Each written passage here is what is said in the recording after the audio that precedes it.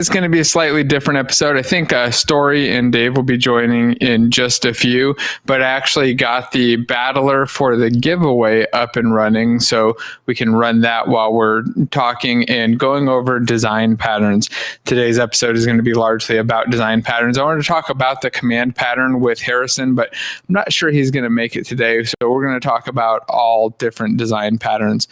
If you have any design pattern specific questions, feel free to just drop them in the chat and we'll take them as we go along. And then other than that, if you want to enter to win a JetBrains rider code, just pick a race and a class there. They're listed up at the top. Type them into chat, and then we'll start the battle in like 15, 20 minutes or so, and then give it to whoever wins out of that. It's totally random. All you got to do is pick what you want to be. I think I picked a Dragon Warrior for mine. Let's turn off the help windows over there. Anyway, how's everybody doing today? Hopefully good. I forgot I'm here by myself. So yeah, anyway, today I wanted to talk about design patterns specifically because of Harrison's book here, this Learning Design Patterns with Unity. And I've been reading through it. I already know all of the design patterns in here, but I've been skimming through and taking a look at the different examples and seeing what stuff I found really useful and beneficial in here. And out of all of them, I still feel that the command pattern is probably the most useful and the most powerful outside of like the observer and singleton patterns. Hey, Dave, how's it going? Well, I just had to remember how to set this up. Good to see you. Yeah. Yeah, good seeing you here. I think Story will be joining in a second. Yeah, it was just talking about design patterns. I don't know if you got a chance to read the command chapter in here. I think we'll talk about it next week when Harrison's here. But I wanted to, since that was kind of fresh on my mind and I've been going through this book a lot, just talk a little bit about design patterns and how and when I've found them useful and not useful in game stuff. I feel like I don't know about you, but I've been seeing a lot of stuff on X now or Twitter about how design patterns are terrible and everything should be functional and minimalist, and then lots of back and forth fighting about that kind of stuff. And there are some very valid points there. It's really easy to just like learn a pattern and then start figuring out where you can fit it in your code. I have definitely done that myself before. That's cool. Like, where can I fit that in? Like, let's see all the spots it'll fit, which is a terrible, terrible thing to do. But overall, I feel that understanding and knowing just a certain set of design patterns is extremely, extremely valuable. And the command pattern being, I think, one of the most useful that's not super obvious. I feel like some of them are really obvious: observer, singletons, events, some of the more simple stuff. But commands are one of those where it's extremely powerful. You can do a lot with it. But a lot of the examples don't really, I think, highlight or show how and why you would use it. So I don't know. What are your thoughts real quick before I dive into it? And I'll tell you what Harrison's examples are too. So you're talking about the shiny item syndrome, where you see a shiny object and you're like, oh, I like the look of that. I really want to use that. And then, you butcher something to get it in. And there's always going to be a debate with patterns in general about performance. Like, that's what it boils down to. Sometimes they're like, you've abstracted this so far and it's doing so many things that the performance is falling down because you're doing that. And you just have to weigh that stuff up. It's also like, why am I breaking everything into separate components? Because it's easier to actually build, it's easier to do, but is it performant? No, not as much as having it all in one. But do we want it all in one? No, of course we don't. So there's trade-offs in these things that we have to be aware of when we're doing it. And knowing design patterns, even when you look at enterprise and all the rest of it, it's always going to make you a better developer. It's no harm in going, I like the look of that design pattern, but I'm not going to use it in this particular thing because, one, I'm way too far down my game to be able to to be redoing a ton of stuff because I really like that shiny service pattern. But it's knowing when to put them in and when not to put them in. And I'm sure Story, who loves this stuff and architecture, is going to have a Oh big... no, what if I stepped into it? Can I leave before something happens? Oh, it's design patterns. It might as well start as singletons. Talking about how Visual Basic is the only way to code. I used Visual Basic for very many years in a professional basis. That's why I feel very comfortable blasting it, because it is me. Unironically the first language I ever learned, legitimately. Not for long. Mine was regular Basic before there was a visual. Oh yeah. I used Basic on the Amiga. On the VIC 20. Yep. Yeah. For me, it was good old VB.NET was literally technically the first language I learned.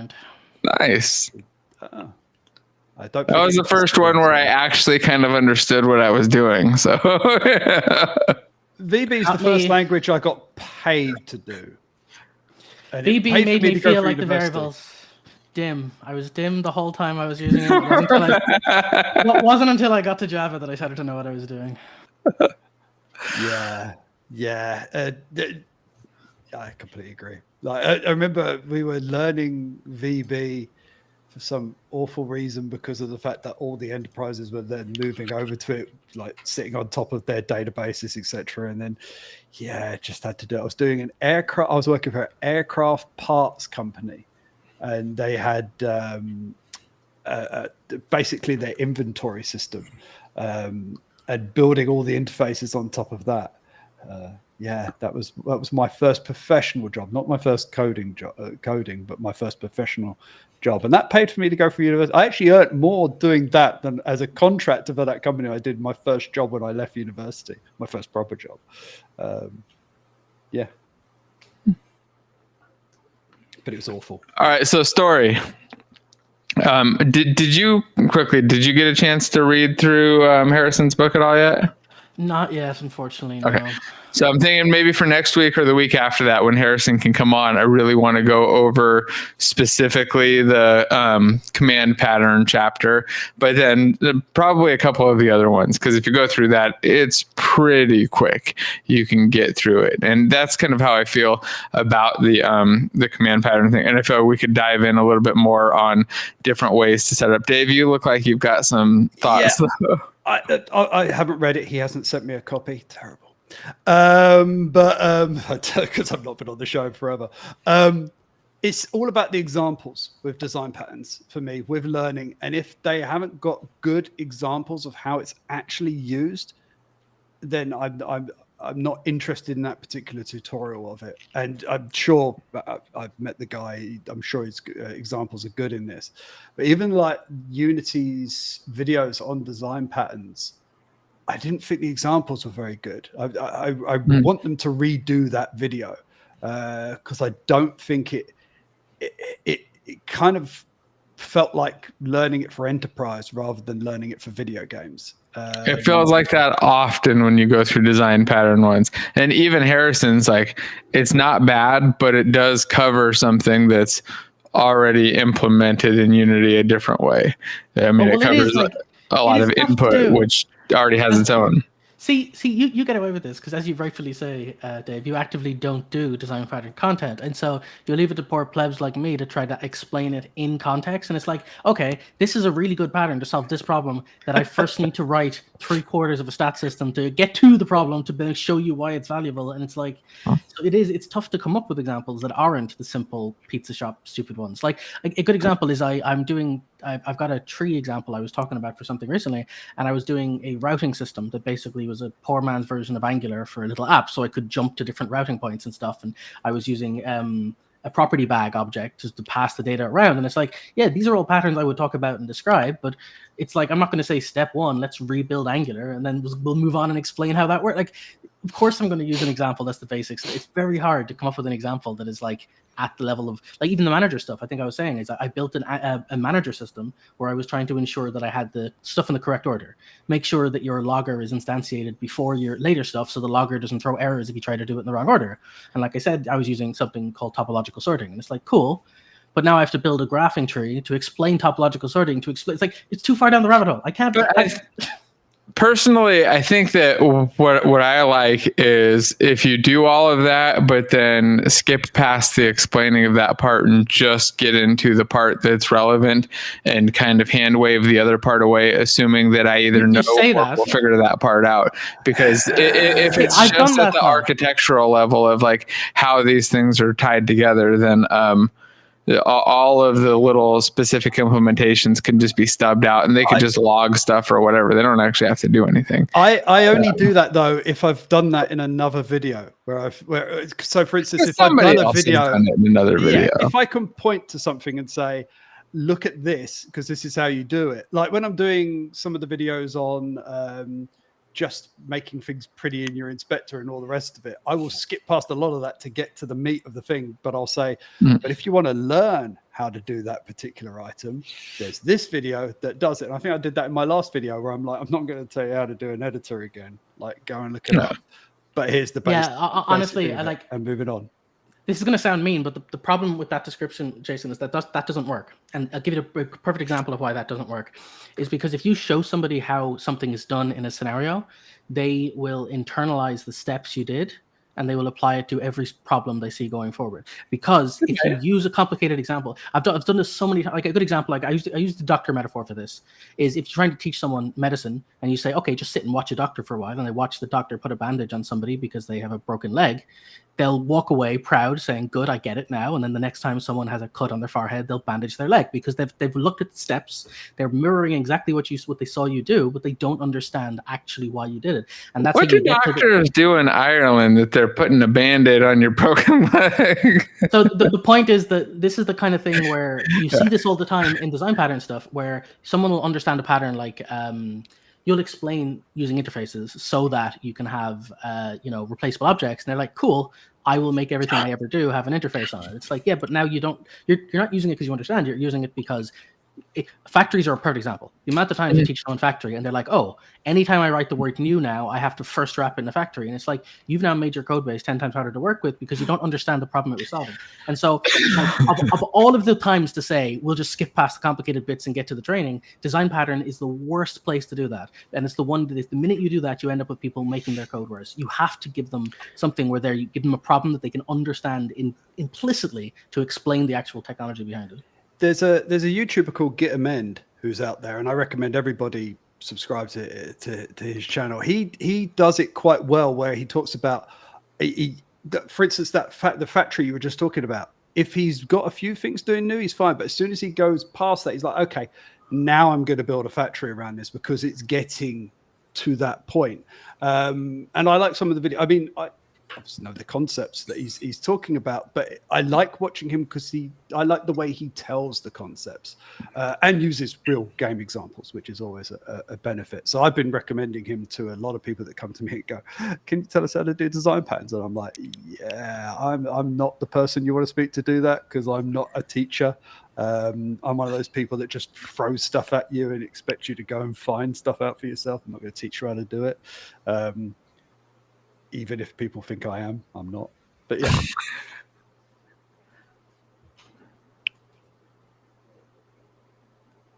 Hey, well, yeah, I don't know.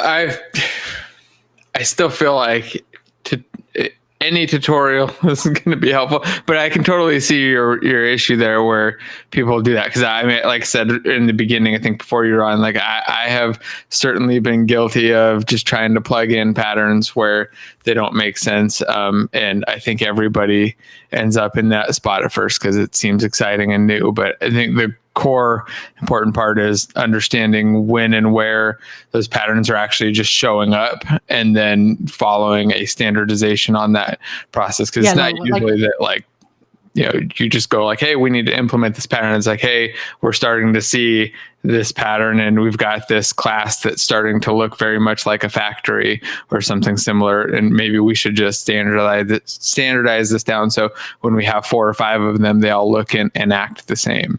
Go ahead, sorry. No, yeah, I was just going to say, the other problem I have is that some of the best solutions are cobbled together from 5 or 6 ideas that solve this problem. And like, for example, we could talk events, and I could do a video which says, here's how you do events using Unity events, and here's how you do events using C# events, and here's how you might do it with an observer pattern, and here's how you might do it with a mediator, and here's how you might, and I could keep doing all the different variations. But then the problem I'm going to get to is that's not really solving a problem. That's just me saying, here's a fork, here's a knife, here's a whatever. The real problem is if I say, okay, I am building an event system that is designed to take in like 1,000 people spamming a chat board, but I also want to make sure I take in all the messages. And if I want to have an autocomplete, so as they're typing, it has usernames that pop up, but I want to make sure that the username doesn't cause tons of pings to the server. It's like, well, each of those problems has structures and patterns. You could debounce the calls for the username. You could use some sort of topic tree for the individual events. You could then send that to an event bus, which would then use some sort of concurrent tree. Like each one of these is a thing. And the problem I have is that if you teach things as like, this is the event thing for event problem, people will go, okay, I'll apply event thing for event problem. And it's much more valuable to say, what are we doing? Like, we have a stream of input coming in. Like when I say, for example, debounce, that sounds like a fancy, what does he mean by a debouncing thing? I'm saying, now that sounds like we could go, oh, it must be, like, think about it. If I have an input box and I want to have autocomplete as you're typing, if you're typing the letter A and then you're typing the next letter, and I'm going off to an API to some server, downloading information, putting it back, you don't want that happening every time you go, actually, delete, type. And you've seen this on some websites where you start typing and the whole website freezes for a second as you type because the idiots who programmed it didn't understand that actually people don't always type the thing first correctly. So what debounce does is if I send an API request and then I type and I send another API request, it actually says, you know what, hold on a second. It's sending a bunch of them. I'm going to start a timer from the moment they hit it. And basically it's a coroutine that cancels and restarts. And if you stop after half a second, then I'll send the real request. And that that sounds very fancy, but it's literally coroutine start, on press, send or start counter. If counter runs out, send request. That debouncing is it like that solves the concept of staggering loading of asynchronous data to a web server. But nope, you're never going to get to that if you don't understand the problem, because the whole point is that that's one step in a long chain of problems. So I don't like the idea of teaching like, this is pattern or this is thing. I prefer the idea of saying, let's look at the problem, let's try to figure out ways to solve it, and then organically come to the right answer together as we like explore the problem. How design patterns work. You find the problem and then find the solution and then find what it's called. That's how they make it in the book, but that's not how you. What the irony is, you're doing it the other way around now. You're literally saying, let's take name thing and teach it to everybody, when that's literally the opposite of what we just said. No, it's let's take name thing and explain the problems that it's there to solve, and then how it solves those problems, or the situations where it solves those problems. I think is generally the way you want to go. Dave, sorry, go ahead. No, I was going to say something. I was going to, when stories that about this thing that you start typing in and it's just feasing all the time. I was about to say, like this particular example, and he said, because the idiot that coded it, I know the person that coded it. So I'm like, no, I'm not going to call that person an idiot. Sorry. That was me. I think you need a bit of both, and you need experience. Like it's gaining experience to know when that design pattern is occurring in your code to be able to do it. And the only way you know that is by learning the design pattern. So you know the design pattern, and then you can feel it coming along as you're building stuff. And that a lot of that comes down to experience and through the years of doing it. And good examples are never going to cover every example that's going to happen in. And you see it with things like service locator pattern and an event pattern. They can crisscross over each other, and suddenly you're using one instead of the other, and it's pulling against each other in what it does.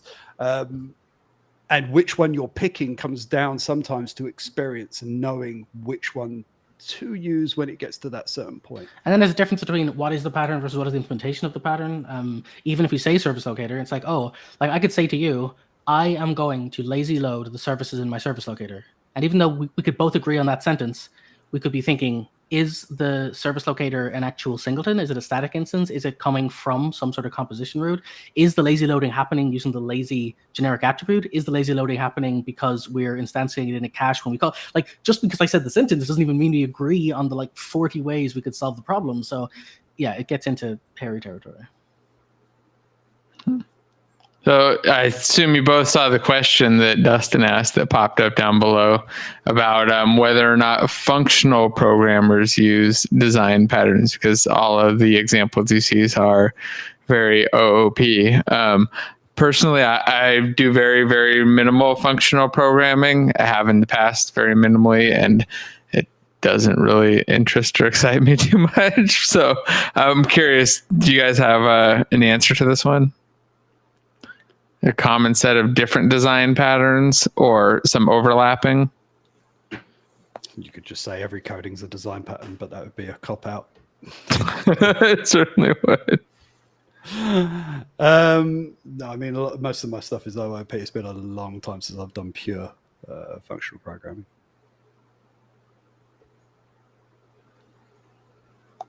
Story. Did you have any thoughts on this functional stuff? Well, okay. So I guess to get a little bit meta on this, the thing is, what's a design pattern? Like Dave was saying, it's like, yes, it is any. The problem I have is the original concept design pattern came from a book that wasn't programming. It was, I think it was a literal real world architecture. It was like patterns of architecture that was then used as an inspiration for the original Gang of Four book on the concept, which is like actually, and then it basically boils down to how do you define a pattern? Well, a pattern is a named solution to a known problem. And so anytime there is a problem that has come up often enough that people have happened to do the same thing a bunch of times and said, you know what, we should give this a name at this stage, we're doing it often enough, that's a pattern. And so by that definition, pretty much everybody has patterns of everything they do. And there are going to be patterns in functional. But the thing about functional as a strategy, like when you use functional, you're talking about monads. Monads are a pattern. It's a pattern in practice of how you apply a structure in a system.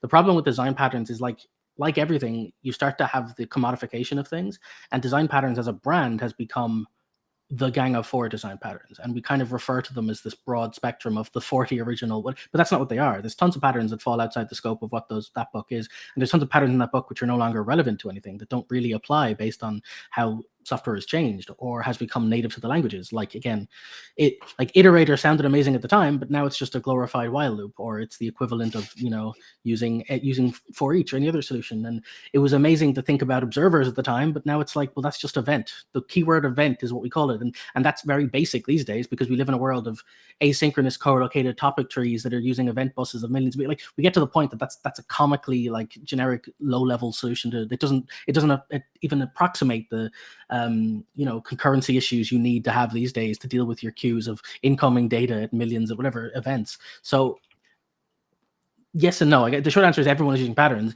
but when people say pattern, they usually mean the kinds of patterns that teach you the structural patterns. So in the Gang of Four book, there's the four categories. There's books. There's you're talking about creational patterns. What is it? Creational, structural. I forgot the other two definition categories they gave them, but they basically broadly categorize them into areas, and that's kind of what people usually mean when they say design patterns. They say when you're making stuff in code, people tend to have a headache doing that, and so there's a set of patterns which teach you how to like solve that problem. Or if you're trying to get two things to communicate together, there's loads of ways to do that, ranging from having one know the other to many to one to many, and there's a bunch of patterns around that which make your life a lot easier. And then there's various solutions for getting two systems to talk to each other, which are not meant to know about each other. And there's a bunch of strategies around that, like you've got your adapters and your facades and whatever. So when people say pattern, they're usually referring to broad spectrum categories of things that are designed to solve categoric problems, but happen to be very common known structures. And then in each field or industry, there tends to be more specific ones. The book Game Programming Patterns, which is available for free online, everyone should check that one out, talks about the game loop as a pattern. And that may sound comical to you because that's the word update in Unity. It's free, it's just there. But it is a pattern. It's a structural system of how do I have a load of objects that can update in various ways. And similarly to how services are registered and unregistered. Like all of these are patterns. It's just you don't think about them that way because they're these days inherent to a lot of the systems and tooling you're using. Yeah, that was a very good explanation of, yes, there are definitely patterns there. TLDR, yes, I guess was the And I just linked that book too in chat for everybody to check it out. If you haven't seen it, Game Programming Patterns book is great, and there's the free online version, or you can grab. And I brought it up to mention that, the point I'm mentioning is to say there are patterns in that book which are not the de facto ones people talk about, but they mention ones which are specific to games. But the point is to say that just because you're not in a domain doesn't mean there are patterns there you would not have heard of. There's patterns for woodwork that are how you get joints to collect together. Like every field has patterns and practices and principles. It's just, are you using a particular strategy or solution? And that's all we're really talking about. Yeah, let's not get too much into woodworking stuff because I could just fly off on a topic and start talking about building furniture. Unity have their own one as well, and I've not read it, so I'm not going to recommend it too much. But they have. I think I did. Game programming patterns book. And it was quite short, wasn't it? But yeah, I was going to say, was it a full book? I remember there was one that I read that it was like under like 80 pages. It was quite short. It's 99 pages. 99 pages, but it's going to have like context cover. and stuff, so. Yeah, so I'll be honest. I skimmed that, and it was fine, but they basically covered 3 or 4 basic patterns. Like the other one is more robust, I think. The actual absolutely game programming patterns and stuff. Yeah. I've linked them both in chat. I have to read through. I haven't seen the Unity one. I've read through the game programming patterns one a couple times, so it's pretty interesting. And there was a comment about that too. I want to share, but first, if anybody wants to win a JetBrains writer code, just pick a race and class combo and type it in chat, and then we'll start the battle in a little while, and you'll fight to the death, and the last one alive will get I think I got a 6-month JetBrains writer code. So, or it's actually not just Rider, it's like for any JetBrains product, I think. So you can go get Rider or whatever, but I like Rider, so I actually still pay for my Rider account just so I can tell people I pay for it because I use it that much. Well, I had to pay for mine. I literally applied for a creator license. They're like, I haven't been creating recently, so it doesn't count. It's like, fine. Oh man, they didn't. They just I had to buy it again. Yeah, so I'm out of spite. I'm gonna have to kick the YouTube channel off again. I'm gonna have to make YouTube videos just so I can get my license now. Yeah. It is. That's the only reason I make YouTube videos, for the free stuff. It's all good. Yeah, it's definitely worth it for Rider. It's good stuff. So yeah, just choose a race class combo. They're listed up there if you want to win one. Now, what was I going to share next? I already got distracted from the giveaway. Dev Days of Summer. Oh, I forgot about that too. Hey, you have a video coming up, don't you? I do. Yeah, I'm on the Dev Days of Summer this Wednesday. Nice. We're going to have to link that down in chat. All right, can you share what's... Oh, no, it's secret, huh? The stuff that's coming out Wednesday? Yeah, it's coming out Wednesday. Yes. I can tell you what it is, right? I don't think so. I don't think you can share the things that are in there. I don't know. Maybe not the sale items, just the actual topic. Oh, yes. What was the topic? Can I share the topic? I could share the topic, can't you? You read the NDAs more than I do. Or do you? I don't think you do. I have no idea. No. Yeah, exactly. So my particular topic is on... I'm trying to remember what it was now. Is on making polished games with Unity Asset Store assets. So the things I do to make the stuff look the way it does when it comes out the other side. That sounds interesting because you do tend to make stuff look very, very pretty. So I'm sure that'll be useful. Now, I remembered what I was going to pop up, which was the Bulls question about, or not so much a question, but there's a follow-up kind of question down below about it. It says, I think that it's better to know patterns and use them wrong than to never know them and just spaghetti everything. That's a binary between the two, right? Like, which one's better? Yeah, I don't sort of use cases as you go. In that binary situation, how do you feel? Do you agree or disagree? Yeah, I disagree, and I'll say why. Never learn patterns and just write spaghetti code forever? Because you will learn patterns even if you don't, because that's the whole point. But that's not available in our binary options. So if we're going to go completely binary options, let's put it this way: if you write spaghetti code and your game is performant, and it works really, you can write a good game, and loads of games that come out have spaghetti code because the person never really knew how it worked, and the game came out and everybody enjoyed it and walked away.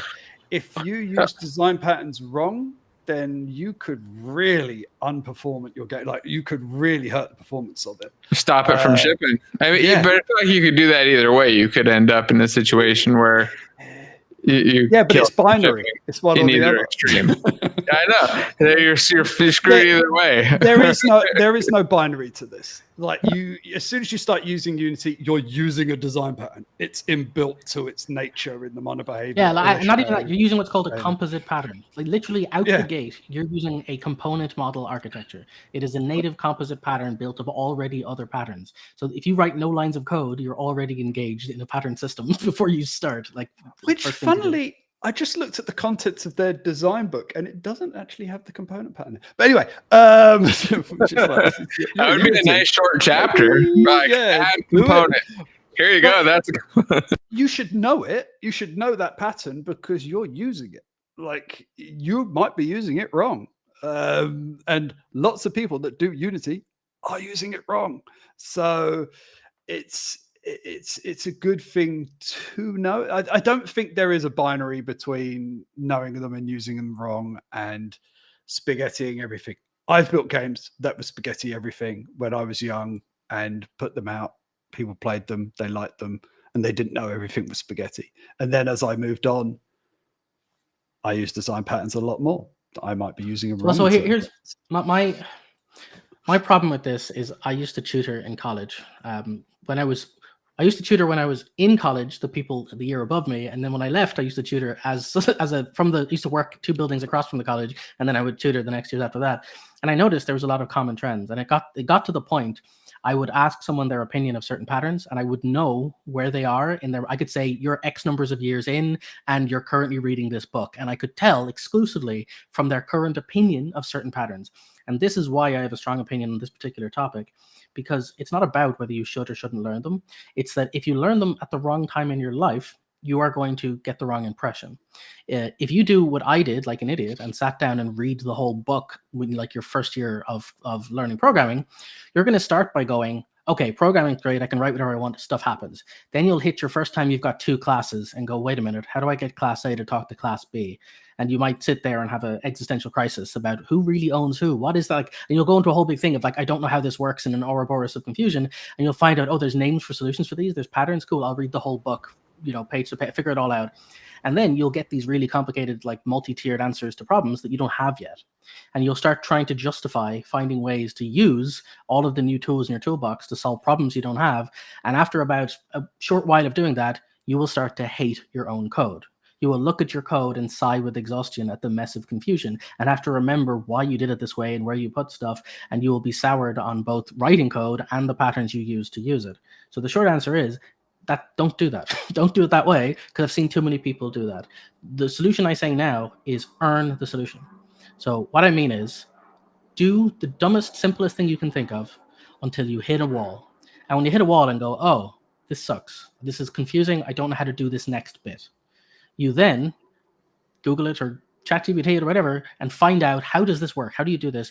And you'll often see a word come up, often a name of a pattern. You now have been given the name to the definition of a solution to the problem you currently are facing, at which point you can research that pattern and go, oh, I see now, given the problem I have, given my understanding of why the problem is a problem, why that solution might be beneficial. And that still doesn't mean you should apply that solution, but it's given you one avenue of which to think about that problem and a way you could possibly solve it.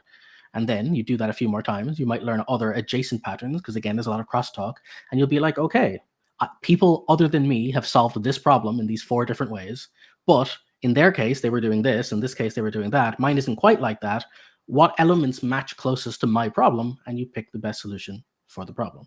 So in short, patterns are great, but patterns are often, again, their origin was people did stuff, not communicating. Then they'd go to meetups and talk to other devs and go, oh, we had a similar problem where we had a concurrent blocking issue where we had to deal with passing information left and right. How did you solve your one? Oh, cool. We did very similar. We should give that a name so that next time we communicate, we have a name for the thing that we agree is a good solution to that problem. Patterns were named after stuff that was seen. They weren't sat and composed in sort of raw, empty terms, right? So basically that is you want to earn problems, find solutions, resolve, and use them. And so patterns just become a way to communicate with other devs. But learning them as like this wholesale set of stickers you can apply to problems is going to give you even more problems.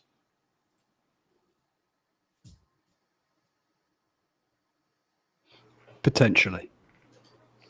Yes. Yeah.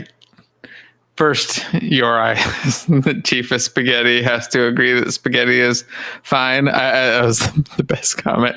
No, I think it's funny because I generally agree with the application, the planning, and the actual learning. I think the only part we might disagree with on, and I'm not even sure we do, you can let me know, was on whether or not you should get some cursory knowledge of what those patterns are, or if you think it's too risky. And oh no, you read everything. Like again, I read a million books on this. Like read all the stuff you can and follow people's stuff and read code. But what I'm saying is, just because you can see the lines of code written, don't assume you know why they were chosen. And if you don't try to use what you see wholesale, that's the bit I'm trying to say, is that because what happens is, we agree 100%. Sorry, yeah. I thought you were saying maybe like don't read those because you might just be tempted to. No. I guess if I was to distill it down to a buzzword, I would say do not use a pattern unless you know why it was used. I think that's a much clearer way of explaining what I was saying. Is that if you see a pattern, don't apply it because it feels like it roughly fits into a similar style of problem. Or you might need it in the future. Yeah, if you can't tell me what problem it was solving. So, for example, factory pattern. If you were not swapping between two similar families of products or elements, do not use a factory. That's the point of, if you're not constructing elements that could potentially need to change the parent container, don't use a factory. If you don't need either the ability to rebind or undo, don't use commands. Understand the problem that they're there for, use the solution that they're there to solve. So if you can't describe to me why this is used, don't use it. Don't put interfaces in everything just because interfaces are on other people's code. And so that's what I mean. Put interfaces on everything. Sure. You only ever want to access the interface externally. Never call a direct class. You need to make sure you have at least one interface for every class. I will say on the interface. I've definitely seen some of those. I've definitely seen people do that. Here's a very good interface is a perfect example of this. Here's why I'm very cautious on this, right? Interfaces are super powerful. They're one of the things that they 10x my ability to program when I understood the difference between the two. The problem is, if you live in interface land, you're like, oh, interfaces are contracts. Contracts are superior to concrete implementations because you can have more contracts, you can have multiple interfaces on stuff, all this great stuff. But then you end up doing what's called downcasting, where you start making everything in your entire project an I interface something, and you end up getting to the point where you're writing code and going, oh, I've passed in an I view for my UI, but the view doesn't have the portion which tells me that it's actually image, and now I have to upcast it back into a type of screen view so I can then find the text 2D so I can do this stuff. And people start writing stupid code to get around the problems they invented for themselves because they just need to inherit some more interfaces. Yeah, you just need to put another interface on the end of it that does that thing. Yeah, exactly. Just one that inherits the other two. Jeez, sorry. And if you really want to get even further in, you can in Unity put interfaces into fields, and then you don't have to bring in the components, and then it's so much fun. And then don't forget, you can also implement the iSerialization handler from Unity, so you can make sure your interfaces even serialize on the inspector, just so they add extra confusion. Because it would be really nice if you could. So the point being is that, because a pattern is there to solve a problem, if you use it incorrectly, you will put yourself in a position where you've now lost information that you may need for whatever the next step is, because you don't know how to get access to it from the direction you've given for yourself, or you've managed to make requirements that I always say this about commands as well. The point of a command pattern is that you're able to execute code irrespective of what the code holds and place it in different locations. Perfect example being a lot of what Dave stuff does with using the commands in Unity to bind to editor elements or to do the various stuff with the validator functions. And if you don't understand that, you'll do what I always say is people do command patterns with a parameter requirement in the pattern, where you say execute object whatever. And that seems fine at first, but what you realize, you've now got a dependency chain where the object execution requires an object to run, which kind of defeats the core contract of this is a command that can run anywhere, because it can't run anywhere because you now have dependency before you can run it, and it starts to break the actual cycle of the pattern. And so again, a lot of these patterns, they have reasons they exist and structures behind them. And so just as long as you understand it, you can. Are you saying I did it right or wrong? Yours was good. It's fine. Oh, good. Okay, just checking. Like what I'm saying is like you've been in that situation where there's some service or library or something you want to access, and you say, oh, I'll just call the function .do thing, and it's got a requirement. Oh, in order to call do thing, you have to pass in a I something something something. It's like, where the hell do I get an I something something for this thing so I can call the function I want to call? You know, shift F12, right? You have to go hunt down some other servers thing, and that's because there's a dependency expectation here, which is leaking the internal dependencies. When that shouldn't be your concern here at all. You should be able to just say do. It's the whole command query separation thing, which is like separate. The point being that you can, the fact that Dave does a load of stuff which integrates non-Unity stuff into Unity editors is the point. It's a design pattern that freely supports, providing this thing returns true to validate its use, providing this thing executes a function, it can be bound to key press, menu item, whatever. It is agnostic to its usage of source. But a lot of people create command patterns where you are forced to use them using a manager, where you have to like pass in command managers to even use the command. It's like, well, now you've defeated the point of the, yeah, that's what I meant. I've been meaning to expand it. I've been meaning to make a video on that validation stuff and just do the whole thing, like show the whole validation system in one single hit. But I haven't got around to making that 40-minute video or 1 hour video of how it all fits in together. Validation is one of the most important things in building video games. And I really wish people did it more. But back to the design pattern. The other thing is, TTC, time to code. Like if you've got one instance and you're building a massive design pattern and system around it to deal with that one single thing that actually isn't that less performant or isn't that much of a problem, don't do it. Like I'm going to get roasted for saying that, but just don't bother. Like just have a bit of spaghetti code there to do that bit rather than spend another month building something and testing something for something that already works, because you're never going to have another instance of it happening in your code. But once that second instance turns up, yeah, start thinking about it. But obviously there's performance trade-offs and all the rest, I should caveat. But yeah, I am one of those people that will literally just go, right, it's fine. Just leave it as it is and just run with it. Yeah, like people often think that because of the way I speak that I don't do those like little compromises. Literally, I wrote code earlier today where I had this whole it's a dictionary of key value pairs to activate stuff thing, and there's one difference edge case. It's if this thing happens to be the config manager, you don't do it this way. It does one little thing differently. Now I could try and extract a behavior in a handler and manage some sort of or I can just say if it's config, do this. That's fine for now. It's like a glaringly different one line of code that breaks this really nice, neat, automated structure, but I don't care because right now it fixes what I need. It's not messy. It's not bad for performance. It just does a couple of things, and I don't mind putting in this like single case hack. But if three or four more things come up, I will extract it out, make a handler, and do whatever. So yeah, those kinds of things are perfectly fine, providing you know at the point they start to become a problem. You heard it here. Jason settles. Yeah, I do. Yeah. Like I'm here on this call, for example. Oh, Ashburn. I haven't been on in ages. I feel bad. But I'm here now. So speaking of that time to code, I'm curious. One of the things I was working on was a little video on some of the tools that I use to speed stuff up. And I know I've talked to you guys multiple times about how I like to use hot reload, and I'm working on some good examples for you, Story.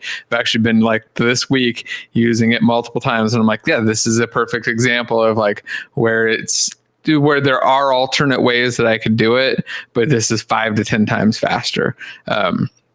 So I'm going to be putting something together for that. I wanted to show you, but I was curious. I've got a couple things picked out that I wanted to highlight. But are there any like tools or things that you guys use that just makes your development drastically faster that you kind of like use as a default most of the time? Yeah. So I write a game debugger for every single game I make. It's one of the things I write on every single one, because I am not going to sit there and play through my entire level to get to that one point where I need to test something. I am not going to play that entire level to run that interaction. I'm not going to. Can you explain what this thing is? I've seen them, but for everybody who hasn't seen it. I call it the game debugger, and you can call it other things. So I'm getting into I'm going to tell you mode. So basically, for instance, I'm making an isometric twin stick shooter, blah blah blah, story driven game. I start at the top of a subway, and then I work my way down onto the platform of that subway to then go and speak to an NPC. Now, I have a dialogue running in that NPC, and that triggers animations and all the rest of that stuff. Great. But if I was to test that, if I was to say, change the dialogue, to change something else, to change the animation that runs or anything like that, I am not going to walk all the way down my level, kill all the enemies to get to that person to talk to them every time. So I add a teleport node. So now I have teleport nodes throughout my level, and I could just drop on a thing that says, this is a teleport location. And my character will teleport to that location if I press it in the game debugger. If I have an interaction that launches a cutscene, this cutscene has a subway train come into a station, and it looks all fancy, and it's got nice post-processing and all the rest of it. But when I want to test that in game, I'm not going to want to run to that location every time. So the game debugger, what it does is it searches the level and says, okay, these are all the interactions. These are all the trigger zones. Here are all the dialogues. Here are all the teleport points. And it's just a little interface that sits there that I can drop down and go, all right, show me the teleport points. I want to go to that location. Show me the interactions. I want to press on that interaction. And it's such a simple thing to create that it literally, as the level starts up and you're about to use it, it just runs through and says, here's all the things I want to know about in your level, all the interaction, all the trigger volumes, all the rest of it, and just runs them. And that is what I run on this particular game debugger. But we can go back to the point I made 10 years ago. I made a game called Robo and Bobo about a robot that wanted to find his teddy bear. There were 100 levels of puzzles that you had to go through. Whenever I made a change, were we going to play that 100 levels? Let's say I changed... I hope so. Slackers. We did, but we didn't do it every single time. And this is the point. I made something that literally would run through the entire game and give me feedback saying, this level never finished. This level finished, took this amount of time. This level did this. This level did this. And it would give me loads of analytical feedback to it. And it was my game debugger for that. And if I was started up the game, I'd go, I want to go to this level. I had a little editor window that I could just press. I want to go to that level, and that level would start, and I would do that level, and I could work it all the way through from the beginning. So the tool I write for every single game I use is a game debugger, because my time is valuable and I'm not going to spend it playing through my levels constantly. Not to say I don't play all my levels. This game is too boring. I don't want to play it anymore. Everybody gets to that stage in their game at some point where they're like, I really can't listen to this audio all the time. So they turn the audio off. And then that's like in the first week. Yeah. The funny thing is, every developer does this. They turn off the audio and then they forget about the audio, and then they go back to it and go, even I love audio. Rubbish? I talk about it all the time, and even I'm like, I just can't hear this loop again. I just need it off while I work. Yeah. So game debuggers are just something that you can add to, and I'll do a video on them when I start doing my devlog series coming up. That just tells you, this is what I do for a game debugger, and this is how useful it is to just be able to start the game up and press interaction, and suddenly that cutscene runs. It's so valuable. It will save you so much time. And I make that game debugger early on.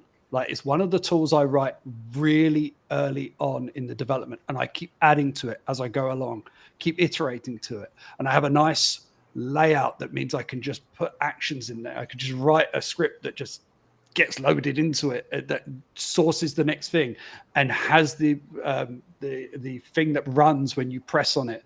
So I'll have something that says, right, okay, find all these and then run this action when you find them. And that's just a class that just sits on something else that gets pulled in by the game debugger. And I just write that one class when I add something new.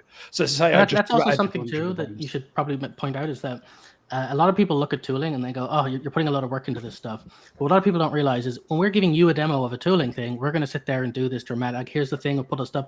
In reality, we're working on a problem. We hit a wall or idea and go, oh, actually, I might need to do this again. We'll tab to another thing, write 4 lines, and go back to what we're doing, and a new line item has been added to a drop-down or menu item. Like, we're not sitting there pontificating about tooling. The point is that as you work, you're like, oh, that's annoying, or I don't want to do that again, or actually I might have to do this with all of these when I change the title of this, and you write a quick thing that does it, and that's it, and you move on. And then over time, you'll just have a lot of these. Like, one of the common ones I do a lot is if I have a thing which takes a scriptable object, and there's multiple of those scriptable objects, it's so simple in onValidate to say, if the project only has one of those scriptable objects and this field is blank, just put it in there. Like, it's just, I just do that once. And it's like the amount of times you have a project where there's only one of that particular entity in the whole project, just presumptively put it there. And if there's more than one, draw 2 and say, pick one, please. Like, it's not, these are just little things that once you've done them once or twice, it becomes 1 or 2 lines, and the stuff just gets better over time. Yeah, and that's the validator is a big one that goes in really early on. And I'm lucky in the sense that I have a library for validation that I just pull in to all my projects, and it starts up, and then I just have attributes that I stick on those things. But it was well worth spending that time to build it as a library, to have that required attribute, to have that validatable interface that just sits on my objects that literally I could just say run, and it just gives me a validation. And for every game, I'll write a set of validation rules as I go along that sit in the project itself outside of the library. But it was well worth having that really early on in my game development to be able to move forwards better and quicker, and know when I'm missing something. How many times do you start up a project and you're like, oh, why am I getting a null reference? Oh, why am I getting this? When if you spend the time before you build these projects to write a validator that has that required or whatever, that you could, before you press play, you've added something to you've added a new serialized field of a component, and then it just sits there, goes, shows up as red and goes, you haven't added something to this. Your game is not going to run before you run it. Like, that saves, you can think that saves a minute amount of time, but over the lifetime of building your project, that is hours. Especially when you're like, again, the amount of times you catch yourself at 2 a.m. and you get a client request of like, can you swap out this video or this asset? And you're going through replacing a bunch of stuff, and you're just waiting for that bloody spinner to thing, and you press play, and then you wait for the whole thing to compile and build domain, and then it's like, oh, you forgot this field. And you're just that, like, not only is it time, it's just so soul destroying when you're like, I want to go to bed. I just need to fix this one thing. And if I didn't have to wait for this entire cycle, it's like when a build fails after the very like end step of you're like, I hate this so much. So yeah, those moments can be really life-saving when you're just on the end of your rope. You remove a component from your code because you don't use it anymore, but that thing happens to appear in a lot of levels, but you don't need those in that level anymore. You can remove them, but now you have to go through all your levels and find it and remove it. What do you do? Well, you open the level, and then you press play, and you play that level until the null reference pops up. No, what are you doing? Like, you're going to miss them, and you're going to spend all that time doing it. I have a button. I load up my level. I press a button, and it validates the whole thing and goes, yeah, these are all missing. This thing's missing. So whenever I remove a component, I can just so quickly run through my game and just replace all that areas that it appears in, and just know how that works. So yeah, validation. So I think the question was, what tools do I have in all my projects? Yeah, so it sounds like you kind of build your own. Yeah, I do. A lot of that comes down to the fact that I've been building Unity games for like 10 plus years, and I've built libraries over that time. And I use those libraries in all my projects. So I don't need to go and buy something from the store. I have those things, and I had them before they were in the store. You know, I had stuff that was doing custom inspectors before Odin existed. Right. If I didn't have that anymore, I'd go and get Odin. And also, like, to be brutally honest too, like, again, for tool developers like us, the thing is, about 50% or more of the tool development code when you buy an asset is the quality of life tooling on top of the code. Brutally speaking, like things like spline tools or waypoint managers or whatever, this minimalist version, you could probably do that in 6 lines of code.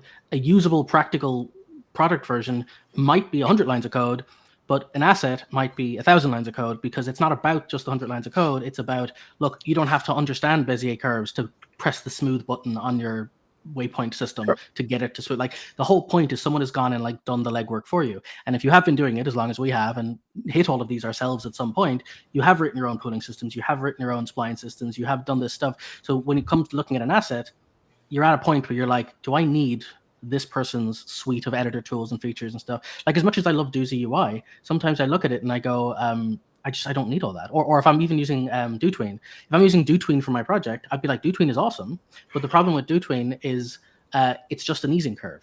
If I don't need the full DoTween, I can just write the 4 lines of code that are a interpolation. I don't need the library. And when you've been doing it long enough, there's more and more of those. You find yourself finding more things where you're like, I could just write 5 lines of code with a cache. I don't need to get Pool Manager 17 or whatever. That's not to say I don't use any assets, but it has to be something which like is vastly outperforms either what I would do or like a good example is what qualifies there. Yeah.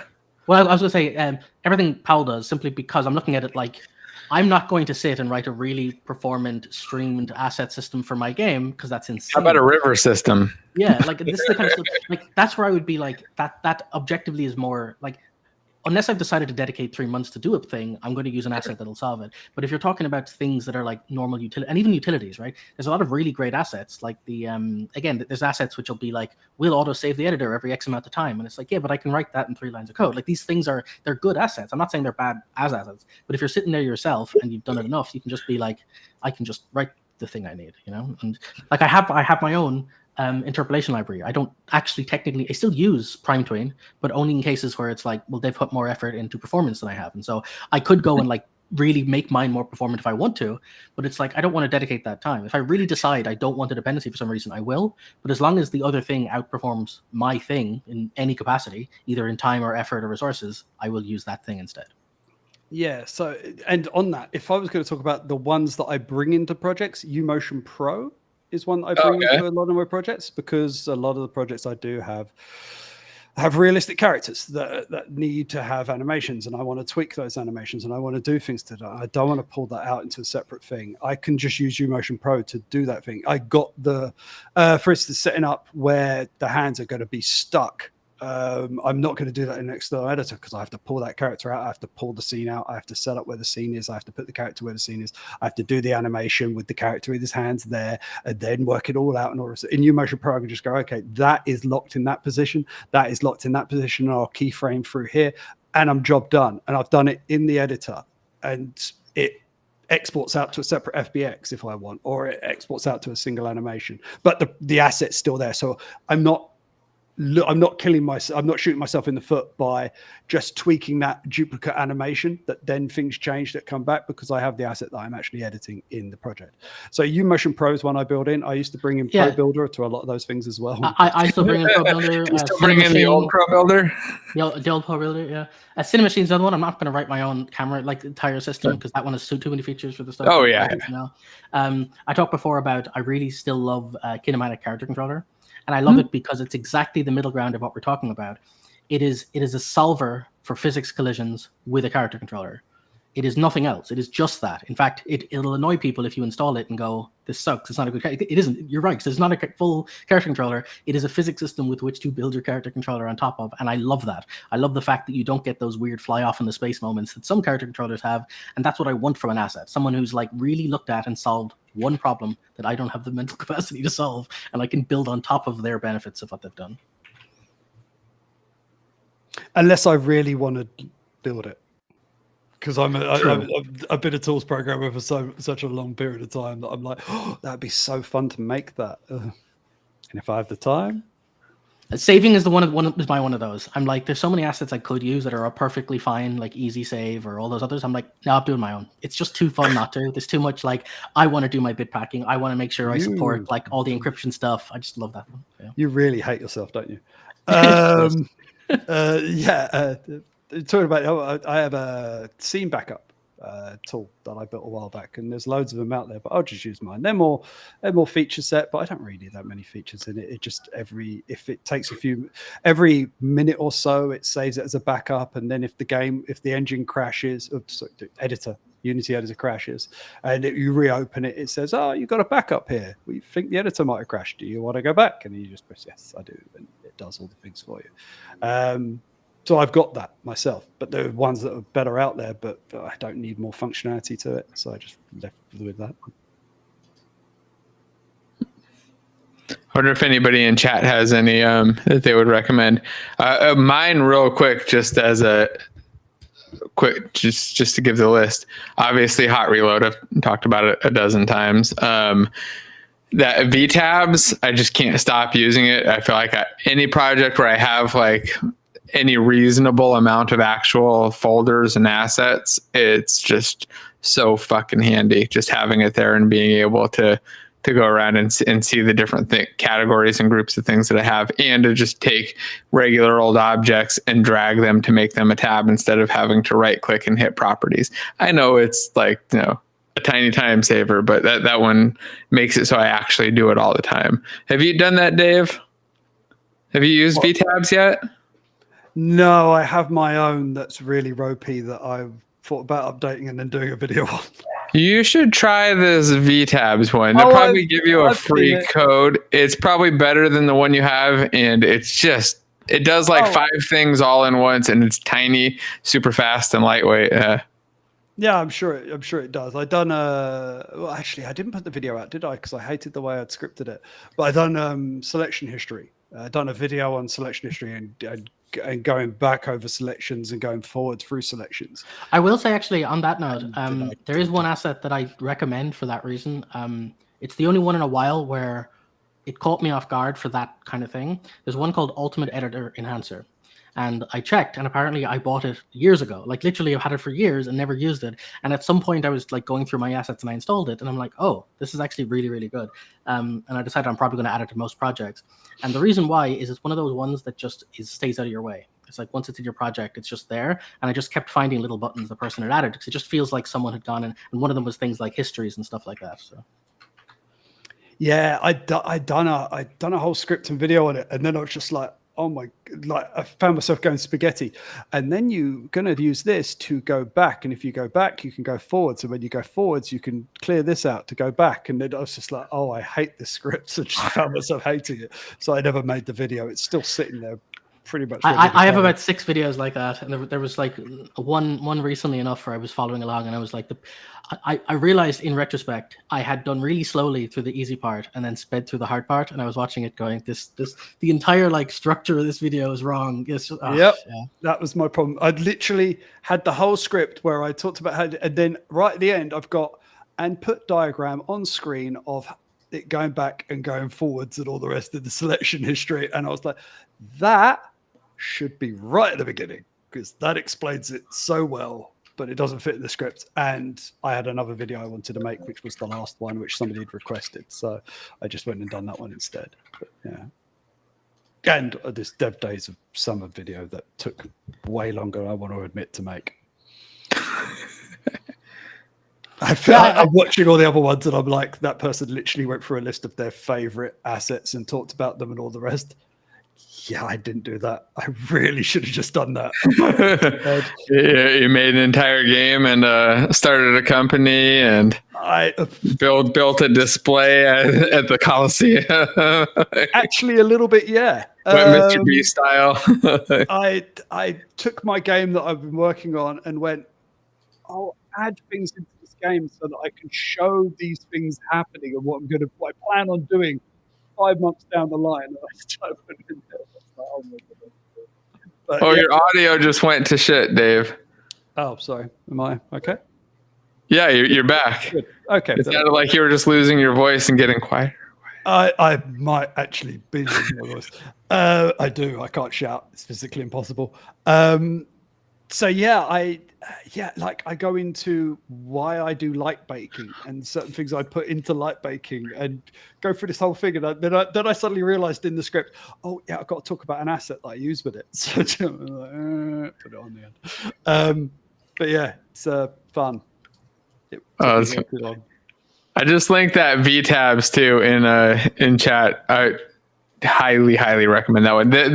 I want to really quickly, before Andrew is allowed to say anything at all, mention my last one, which is not one that I recommend for everybody, but for everybody doing mobile stuff. That Proxima Inspector is fucking amazing, and it's free.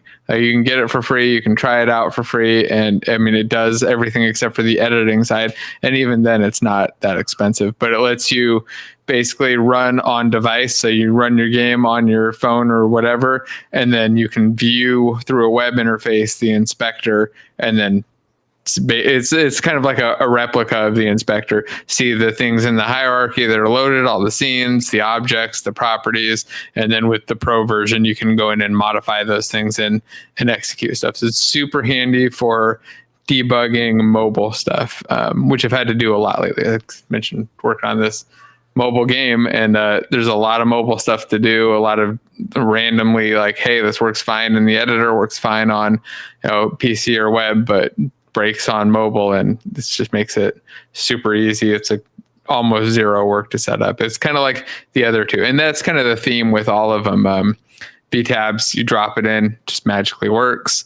The hot reload is pretty much the same way. You drop it in and hit the button, and it just starts working, and you write code and it automatically reloads. And then this one, you just drop it in, instantiate the prefab, and you magically have a connection. So Andrew, what the skivity is going on? Yeah, we were talking about first we were talking about design patterns, but now we've kind of moved on to tools, specifically ones that we use kind of regularly to improve and enhance development and kind of speed things up. Dave has a whole bunch of custom ones that he writes. He was talking about Story mentioned a few, but tried to minimize them, except for that it's ultimate editor enhancer. Right? I remember you mentioned that before. I keep forgetting to actually just go in and do like a full deep dive on it. Yeah. Like I said, I you know me, I don't normally recommend loads of assets and stuff. Like even things that I know I like Console Pro, which is a good asset. I just find I try to avoid extra stuff unless I really need it. That one is one that just caught me off guard. So I just noticed like it would just add buttons in a few places that would do like it would add the like little script template icon beside the scripts in the project view, and I'm like, I click that and it would automatically right in that folder where my mouse is, it would create a new script and stuff. And it's like, oh, these are just, again, none of these are life-changing things, but there's just so many of these. It has the built-in auto save seen on certain timers. It would automatically keep a history of X number of previous selections. It had extra keyboard shortcuts for like jumping to particular windows. If you wanted to go straight to like one button would bring you straight to full screen game. Like all of these things that I'm like, I wouldn't have even thought of asking for this, but there's just like so many little things. And what really sold me is it's one of the few times I used an asset like that. And I went, oh, this person uses this. So many of these are so obtuse and hard to market that they're not put in there to pad out a collection of features. Each one of these feels like someone was frustrated and made it. And I really resonated with the fact that it just felt like this was a tool made to get work done, and I just don't feel that way about a lot of assets, and so I kind of respected the work on it. And that sounds good because I have a customized tool for every single one of the things you just said because I use them. Yeah, they're like the main things to do. Mm-hmm. I want a back button. That's it. What, for selection? Yeah, because so often I'll be doing something in the inspector, and then I click off. Press the F key. That's your tip on that. If you're working in the hierarchy view and you select an object and you click something and it moves away, you can press F to select the object that's selected in the thing to bring it back. No, but it's no. He's talking about going back through the selection. Yeah. Oh, yeah. You can make one, or there's like multiple assets that do that and stuff. My whole video wired them to the two side mouse buttons, like you do with every web browser, so you can go backwards and forwards. It's all wired into that. I am so good. Oh, I have the same. I literally have the same thing. You literally make me sick, Andrew. You literally make me sick. Yeah, so I'm not making it now. And anybody that wanted it, it's Andrew's fault. Yeah. I also use this. I've mentioned it before. I love this thing. This is it's called Tourbox. This is Tourbox Elite Pro or whatever the stupid thing is. But basically, it's just a collection of button styles and sliders and whatever, and they're all bindable. And it uses the window context, so it knows which app you've got running. And so basically, it's a full set of keyboard shortcuts per app. And so I have a whole bunch of things. Like when Discord's open and I slide that, it goes between channels. And when I rotate the other thing, it goes between people. And when I do that, it like moves between different tiers of and it's all bound to like shift plus page up, or whatever the equivalent thing is. But it means that I have one thing where this button will always pause the video, regardless of whether I'm in VLC or on YouTube or whatever, or this button will always change the volume regardless. So it's just really nice. And I do the same thing with that. I have a bunch of like little helpers that I know if I want to back, I have a back here that's always back regardless of whatever app I happen to be in. You know? It's funny. I just have my mouse button for back. Like it's bound to back based on every different thing. And I was looking. Unity didn't implement a back selection. It's just nonsense. I'm just really irritated. The one that still kills me more, if there's one thing that blows my mind out of sheer why didn't they do it, is still when I buy assets, I have bought them once. I have a collection of assets, and yet every time I click the package manager, it re-downloads the entire collection of my assets. It's like, just save one file on my computer one time, and every time I ever open any Unity editor, anytime in the package manager, you will never have to re-download that. But when you switch accounts, it has to re-download that whole list. Then download it again, hash it to a name, and now you never have to do that again either. It's so simple to do this. Audio. Previewing audio was one for me. That's why I built that editor thing. Yeah, the click one. I remember that. You had to double click on the on the now sound. You just double click an item in the an audio in the hierarchy and it plays. Like, why is that not a thing? So I literally, I put that free on the asset store. I actually have two that I do. That's funny. This is good. You talk about these. One that I put into every one of my projects as well is the keyboard shortcut Alt-E. Will open wherever my mouse currently is selected in the hierarchy in my Explorer. So if I'm copying and dragging objects in, because a little tip, if you're doing stuff later on with art and you want to replace it, dragging in a new one gets messy to replace stuff. You can't just literally replace the file. The meta stays the same and it'll hot swap in location. And so if you're getting like PSDs from an artist or something, it's a pain to go right click, open an Explorer, go to I just go Alt-E, drag, close, simple. So I have my Alt-E for everything. It's just like a default little utility script. Yeah, shift double click on a folder, opens the folder in File Explorer. Like I built that as well because it's just like, why is that not a thing? I have another one as well that goes to the app data directory because it drives me insane that there's no click button to say, if you save data into the default data save directory, there's no like press button to go there. It's like, you have told me this is the on-device place to store it, and there's no button to go to the one place everyone is storing it. Yeah, so I have that. Yeah. Yep, I have that one because that is super irritating to go and find. My favorite, I've recently been building some helpful tools for my own stuff, and one of my favorite ones that I've built recently is the component menu that lets you click on a component and there's options to move to a new child object, move to a new object. She wants to say hello to the internet real quick. Hello, internet. You gonna tell them hello? Hello. Hello. Hi. Make sure Jason pays you for your screen time. It's true. I want her down. She wants down. She's bored of this. Yep. It doesn't take long. As soon as the English guy spoke, she went child labor. So I've got these scripts that move components basically. Because I got tired of copying it, pasting it, removing it, and I was like, "This is bull."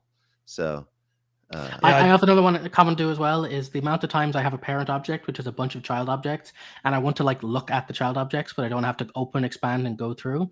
I have a little editor thing that will always show all children on the parent like thing as a list, so I can basically like jump down and sort through them on the root. Basically, my game manager has services. I don't want to have to go in and like expand services and find the object. I click game manager and there's like a summary where every service has a status and a name, and it just basically lists them all going name, status, button to go to, name, status, button to go to, and I have this like snapshot parent that shows me all the stuff. That's nice. Yeah, I recently updated my copy all components from one game object to another. So it could literally just press on two game objects and say copy it over, and it'll just copy all the components on there and move them over, which is actually a little bit more complicated than you think. You don't just go through because some have requirements on others, and if you don't put them in the right order, they screw up. So I have a topological thing that goes in, sorts it all out, and then puts them into the actual thing, and then reorders them into the thing so that they're the right order on the game object as well. Nice. I've got a component remover script. You select a bunch of objects. It just shows you all the components on all of them, and you can click a button to remove them from all of them and their children. So if you've got pesky colliders and you're like, I don't want any colliders on any of these, just select them all. Click or if you're integrating with an asset pack, I imagine, and want to get rid of all their rubbish scripts. Or if you want to integrate an asset package and want to get rid of all their rubbish scripts and quickly migrate their particles to a much better system, then yes, these little helpful things will save you a lot of time. Pull in the package, but don't pull in the scripts that come with it, and then have a tool that gets rid of all missing scripts. That's harder, actually. I now have the tool to get rid of missing scripts, but that was a much different problem to solve than just removing components because of the way Unity works. Turns out. I didn't like it. I have a couple of videos on removing. There's like my do you? best videos on how to remove missing scripts. I don't and how trust to people find on missing YouTube. scripts. I don't either, and I wouldn't trust me. At one stage there was something, I forgot what it was, but there was something that he posted. He was like, "Look at this thing I found," and I just linked my video that was talking about that. It's like, I guess you didn't watch my videos, then, did you? It's like, Andrew doesn't watch our videos. Oh, Andrew once in a doesn't while, watch I your do. videos. I was just about to say, what are you trying to say? But I also don't always remember the videos that I watch, you know? Yeah. At one stage, he posted the Fisher Yates Shuffle. I found this thing. It's pretty great. And I said, literally, a year ago, I made a PDF and sent it to you just for you about Fisher Yates with code examples. He's like, oh, I forgot. It's like, the That's best funny one because is when in my head, I thought I got it from you right now. So maybe I've now gone the other direction. yeah. the best one is when somebody sends something back to you that you wrote, and they're like, "Oh, you should use this tool," and they send it back. You're like, "Yeah, I wrote that." Yeah. Super annoying. So they're right. You should be using it then. No, They're you should be 100% correct. It is funny when you say, "I need a solution to this," and you've written so many tools that you can't remember you've already solved it. You just haven't got it in there. Yeah, It's even better when it's in your code base, in your current one, and you go to write it. I And you're have like, done it. oh, wait, this already exists. I have written the same tool but called it something different. Like, yeah, this is the so and so tool, and I write it. I'm like, that's a great tool, and then I'm putting it into the project and everything, and just go, oh, actually, this would be a better name for it, and then go to write the new name, and it's there. In there. It's like, yeah, I've already done. I literally done that like 2 days ago with my character controls. I was like, I want to write something that sits into this, and then I wrote it, and I was like, I've written this. Yeah, at one stage I was writing something, and I got halfway through it, and I'm like, I forgot. This was so easy the last time I did it. I just went and I remembered I had it already. It's like, why did I even half write it again when I know I already have it in my like, okay. Yeah. Yeah. Oh, been doing it too long. Yeah. Good stuff. So, Andrew, you got any other tools you wanted to recommend?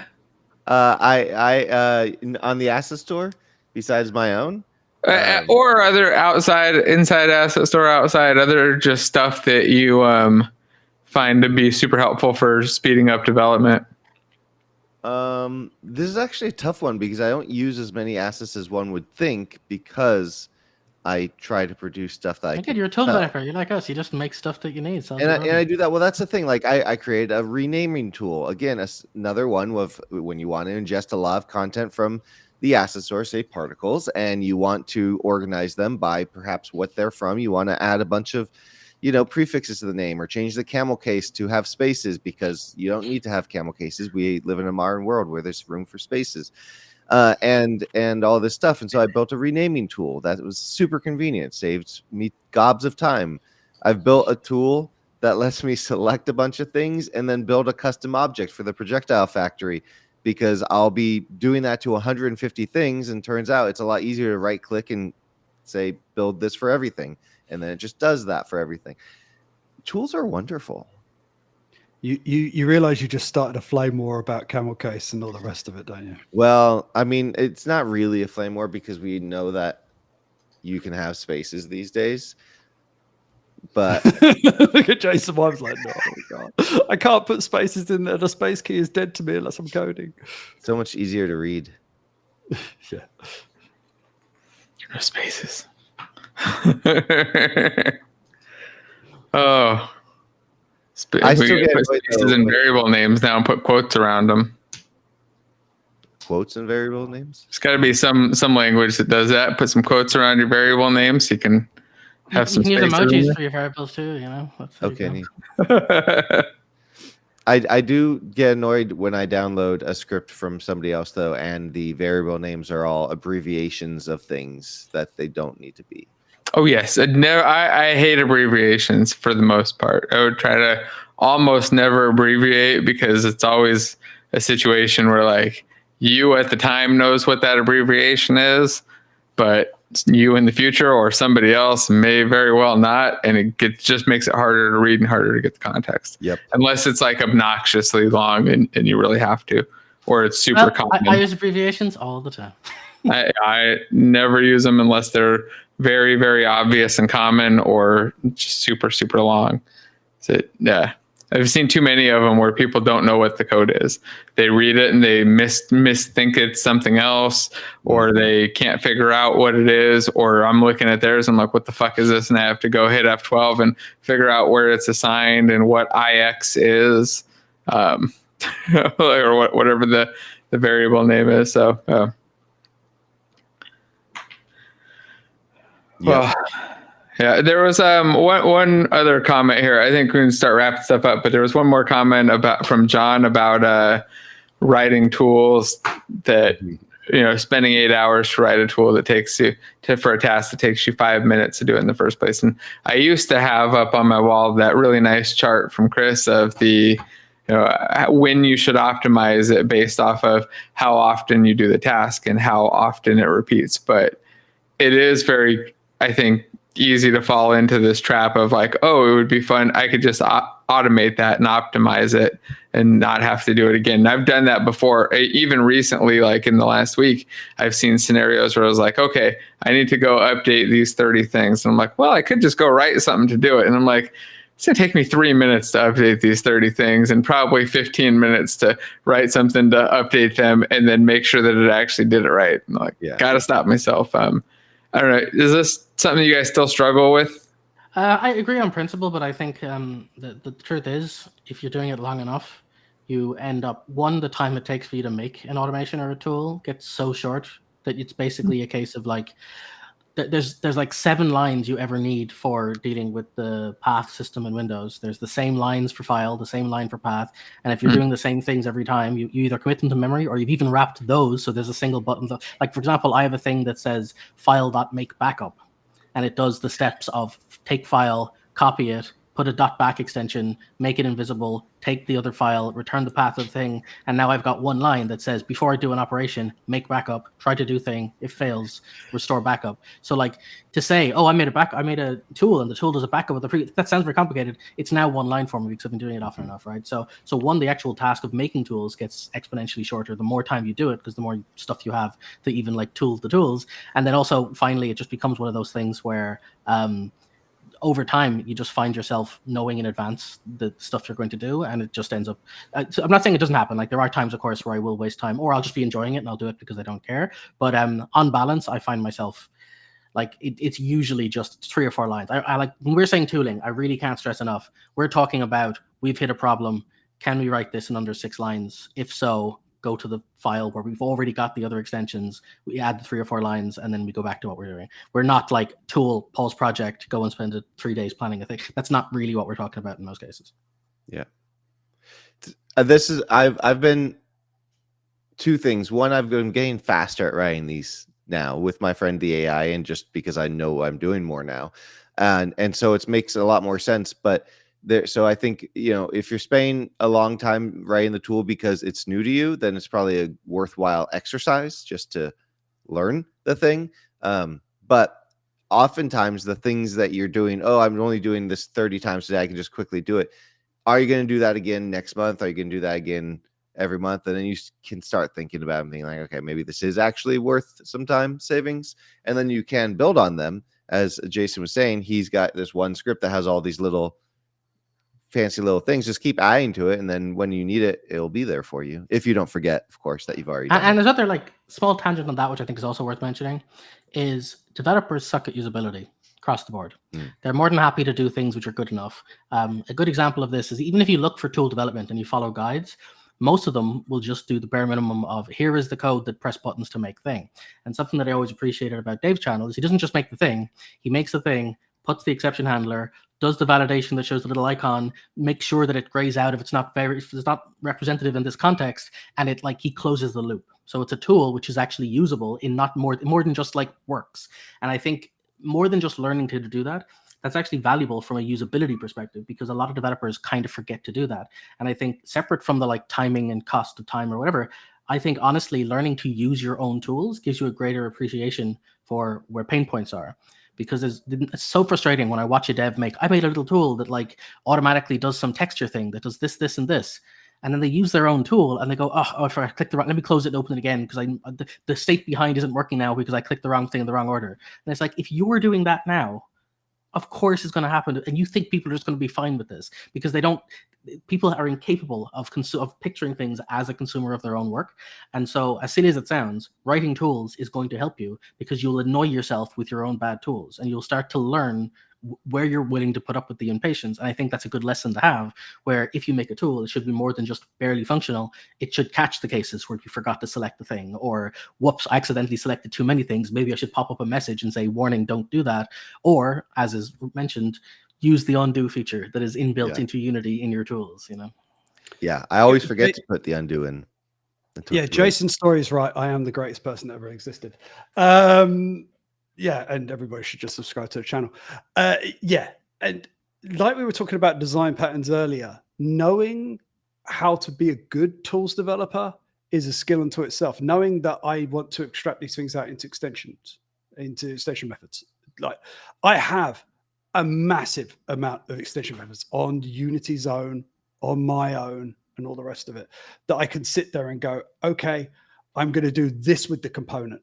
And I just have an extension method for it. And Visual Studio gives me a little icon, or Rider gives me a little icon to know that it's mine, not theirs, and that it's doing that. So I can have loads of things in there. Obviously, they don't appear in my video because I'm not going to do a massive amount of that. A lot of times when you see a video that I create and you think, oh, that takes a long time, I'm padding it out with all the stuff. I'm pulling my extension methods and bolting them out into the actual code itself. But a lot of times, as Story says, it's a few lines and you're just burning through this stuff because you've written all those extension methods already. You have those services available and you can just basically bolt them on. And it's experience, as Andrew says. He's completely right. Once you've built enough tools, you know when to make them and when not to make them. Yeah, like one of the things that I use a lot is the amount of times you want to save configuration. You can store it in player prefs, and we had the whole big there's loads of ways you can do it. But I have a thing called config I use in all of my projects. And then config has various implementations, and the most common one is a JSON config, which just uses JSON.NET, slaps it around a JObject, and just lets me do a config file and saves it to a .json. So it's very simple in what it does. But I use it so often when I make a project and I'm like, oh, I want to save these to some configuration file that a customer might be able to change, or a client or whatever, I just write config equals JSON config.default. And it automatically saves in the right section of the app data directory in the right place, creates a file called config.json, sets it up correctly, supports nested stuff. And then when I write things to it, I have an extension method which says take a string, pass it to my encryption thing, and I can do salt hashed encryptions that'll then make sure that if I'm storing a API key to it, it'll not just store the API key, but it'll store it as a salted hash and stuff.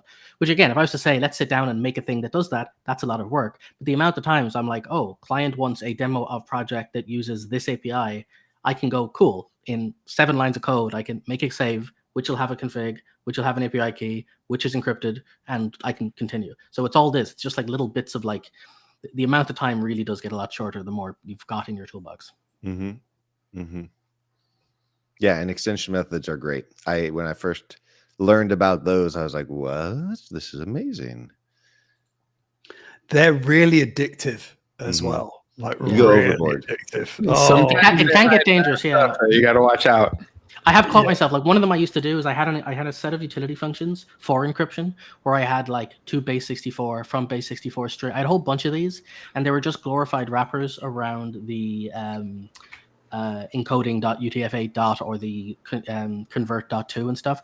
And it got to the point where I wanted to share a script with somebody, and I had to now bring in extension tools just because I was wrapping these pointless 1 or 2, and I just ended up hating it so much that I inline them all again.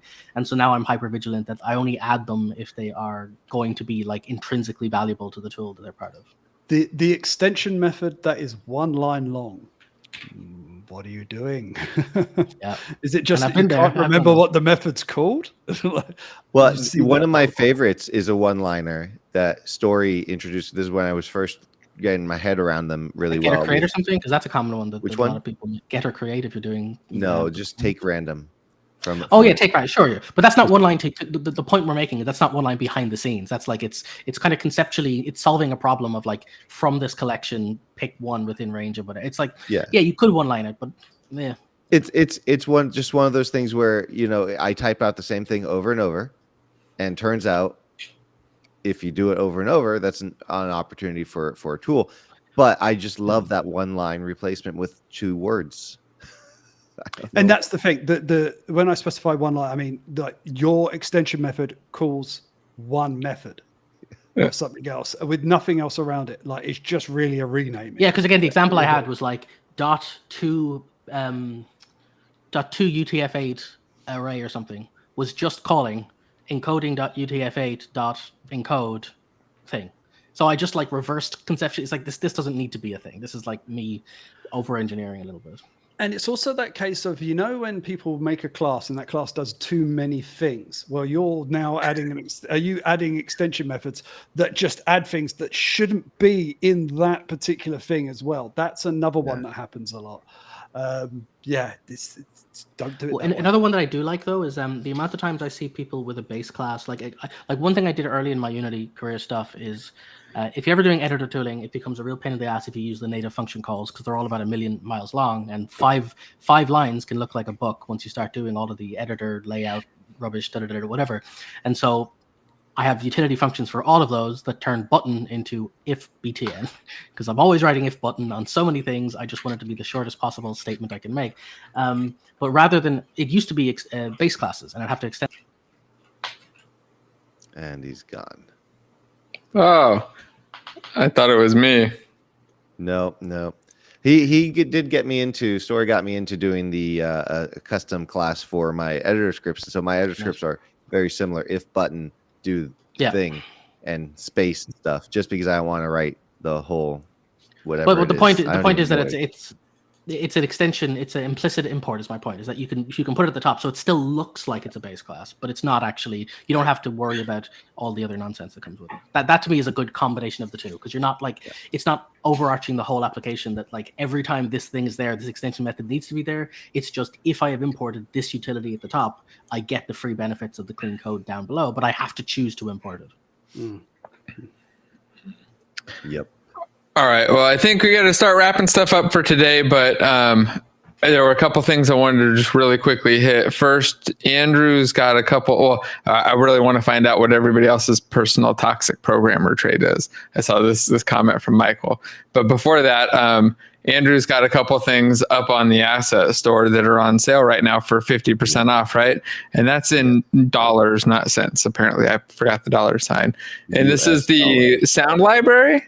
The BAL sound library, Magic Melee. This is basically the 2 sound libraries that I had a human produce years ago. Not too many years ago, but years ago, a human produced these. A lot of the sounds were fully recorded in his kitchen. Sure, it wasn't an AI going back in time. I guess that's technically maybe possible. It's just really good sounds, and they work really well together. You can blend them to make combined sounds, and my little audio clip combiner tool is in there so you can actually make variations and not have the exact same sound every time something hits something. You can do that live or create your own clips, and there's all that nice stuff. But then this is the more exciting one, I think. Projectile Factory. It's half off. It's priced here, in my opinion. I think I need to raise the price because $14 is too cheap. But there's now 18, I think, integrations with popular particle packages. So if you have the 2, you can just drag and drop and they just work. And the tool's getting better all the time, and it's being made cooler. And just the other night, somebody from this game master group that I go to he had used it for the first time, and he was saying how easy it was to get working, and it worked. And then he quickly made a Bezier curve for his laser just by extending the code pretty much, which is exactly the point. So you can do anything you want. So he was able to take it, get a laser from the asset store, make it curve the way he wanted it for his vision, and it took him not long to do it, and it just worked.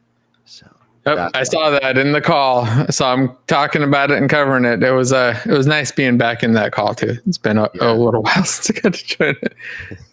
Cool. Yeah, go check those out. They're linked in the description down below and in the chat right there. But before we go, I really liked Michael's comment, and I'm just curious if anybody else has their own. As he said, my personal toxic programmer trait is Yagni. I love adding knobs to code, and all it takes is one time of, I can just change this variable to fit a new effect and usage scenario.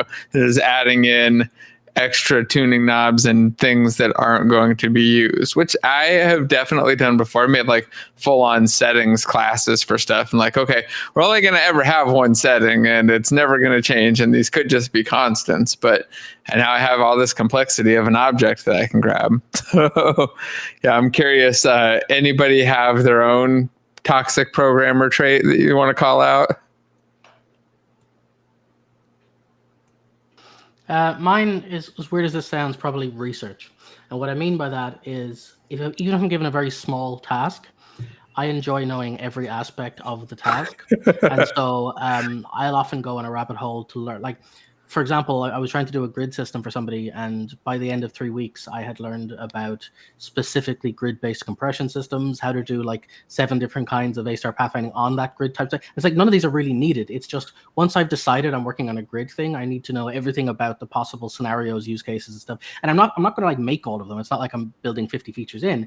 But once I've like opened the Pandora's box of an idea, I like, again, encryption, or if I was doing like text, I was doing text search. I'm like, how does text search work? How does Google do theirs? How does and I suddenly went on like I didn't learn how search engines worked, and I started doing the B25 best match stuff, and then I was doing the phonetic search. Like they don't have a search box, but the minute you ask me the question of can you do a search box, I'm like I could. What would make a good one? And I have to know every part of the problem, and so I have to pull myself back on going make it a research project for later, but that's not actually like focus on the actual task. So yeah, that's mine. I do that. That totally fits you. I totally see it. Andrew, you got something? I don't know if it's toxic necessarily, but it's generally a bad idea. It's over engineering in the sense that since with the game that I definitely will make and finish one day, Legend of the Stones, it's coming soon, Q5. I get into the point where I want to build something, and I think, well, I also want to do this, quote unquote, right, and make sure it's good for the future of the game and all that. And also, I would like to sell something on the asset store, try to make some money in the process because I don't have a trust fund yet. And so I will spend a month or two building Projectile Factory when all I really wanted to do was shoot some arrows and fireballs. But now I can shoot arrows and fireballs and anything else. So it's not completely toxic, but if you're really just trying to make a game, focus on that rather than focusing on and that's the point, right? Because even though it says when I say research, that doesn't sound like a problem. It's like, no, you don't understand. If I said my game has a main menu and then a start screen, it's like, cool, that's our main menu and then a game screen. That's 2 screens. You can make a state for one, state for the other. And I'm like, no. But the way you could do that is you could do it using an activity system which uses intents for distributing that, or maybe you want to make a routing system that matches more. And it's something like I've decided to learn the 15 different ways different categories of software would possibly solve the problem of there are different states of your app. How do you do? And then just because I want to know that options that I can pick the right ones for the thing. So again, it's like I want to. It's like you send me in to like cut something and be like, okay, let me learn how every single Sharper tool works and the best case scenarios, and then I'll pick the best one when I'm done. It's like, yeah, but any of them probably would have worked if you just picked one to do it. But no, I had to like. So it is actually a problem, and sometimes I'll have to catch myself and go, set a make sure it's a deadline, make sure depending on who it's for. If it's for me, it's like fine, I don't mind wasting my time. But if it's for somebody else, I have to like lock down as like I have to deliver the thing within a deadline or whatever. I see other people, engineers, and in non-game dev jobs do a thing that annoys the shit out of me, where they will attempt to use some advanced technology like machine learning or AI to do what you could do if you just asked someone a question. So, for instance, let's say somebody's building a project at Home Depot and they come to the store. These engineers will say, oh, well, let's do a facial recognition, try to look them up on the background, see them in our system, see what kind of things they've been building so that we can say, here's a hammer for you, instead of just saying, hey, what are you looking for? What are you doing today? What are you building today? There's that joke one online where they're talking about someone made the 3-tiered folding coat hanger that you can put into all these like weird edge cases, and then someone just made a video where they just took a normal coat hanger, clipped it, and then just rotated it. It's just like, Yep. And by the way, the Yagni, I had to look it up, is you aren't going to need it. Yes. I don't know what COBOL means.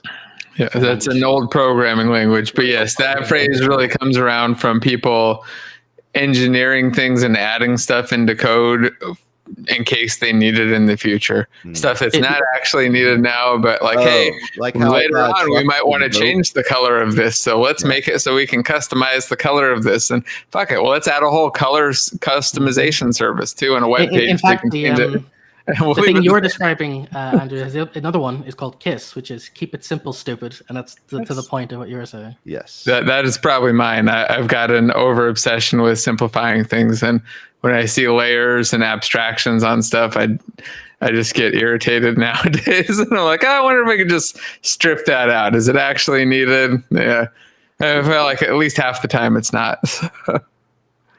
Yeah, Dave. I will say, burning everybody's code. Yeah. Sorry, so that I lost it. What's my major malfunction? Go on, which one? I'm waiting to find out. I'm sure it's going to be something terrible. I don't have one. I'm perfect in every way. I am the Mary Poppins. Is it having to look at other developers' code? I am too good that other people just can't. It makes everything stressful. Yeah. Yeah, that's fair. I'm not gonna argue it. All right. Well, anybody got anything else you wanted to share this week before we wrap it up? Go to the Dev Days of Summer thing on Wednesday and watch my video. Oh yeah, definitely. Let's if we have a link for it, we'll put that down in the description too, right after this. Yeah, but as soon as it's ready.